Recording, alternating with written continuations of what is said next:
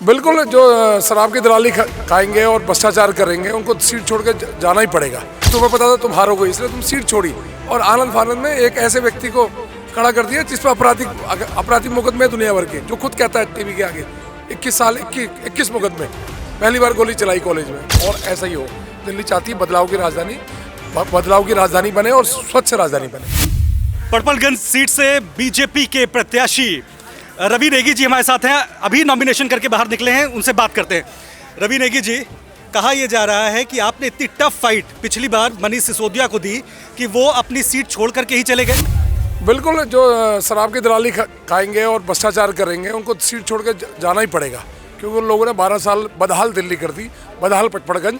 और कहीं ना कहीं आज पटपड़गंज के लोग चाहते हैं कि एक खुशहाल पार्टी मिले, भारतीय जनता पार्टी की, तो इसलिए लोग आज मरम ला चुके हैं। दिल्ली में भाजपा सरकार और केंद्र में मोदी सरकार, डबल इंजन की सरकार। आम आदमी पार्टी की तरफ से अवध ओझा को मैदान में उतारा गया है, क्या टफ फाइट आप समझते हैं? आम आदमी पार्टी के प्रत्याशी के गले में घंटी डाल दी, क्योंकि वो अगर उसमें दम था तो लड़के दिखाता ना सिसोदिया जी, क्यों छोड़ के भागे? 3 बार के विधायक रहे आप, आपको शर्म नहीं आती? आपको चपटी से मनाए लोगों ने, शर्म नहीं आती? आप भाग गए वहाँ से। जब लोगों को पीने का पानी देना चाहिए था, शराब की बोतलें दे रहे थे। जब लोगों को भोजन की जरूरत थी, उस टाइम शराब की दलाली खा रहे थे।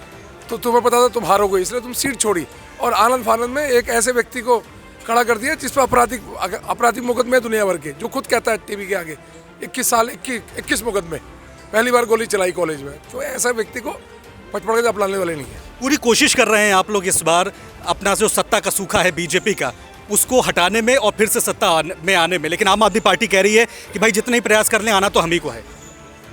इस शराब के दलालों को दिल्ली भुगत चुकी है। एक के साथ 3 बोतल का जो नाच दिल्ली ने देखा है, दिल्ली वो मंजर दोहराना नहीं चाहती।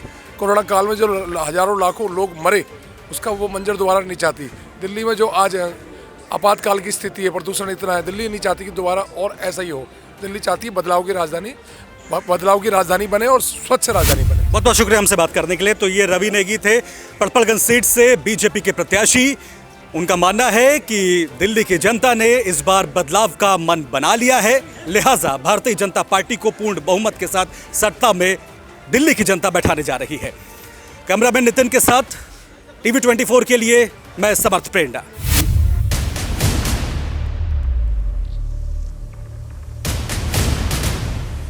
दिग्गजों की जंग में आर पार की लड़ाई। भाजपा सरकार में दिल्ली में जनहित की कोई योजना बंद तो नहीं होगी, लेकिन उसमें जो बेईमानों का ठेका है ना, उनको बाहर निकाला जाएगा। मुद्दों का शोर, चुनावी राजनीति गहराई।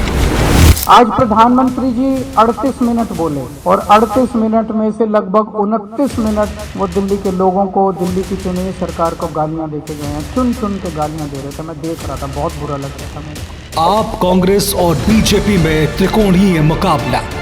नेताजी को भांपने दिल्ली का वोटर चला। चुनावी संघर्ष के बदलते रंग, दिल्ली का मतदाता किसके संग?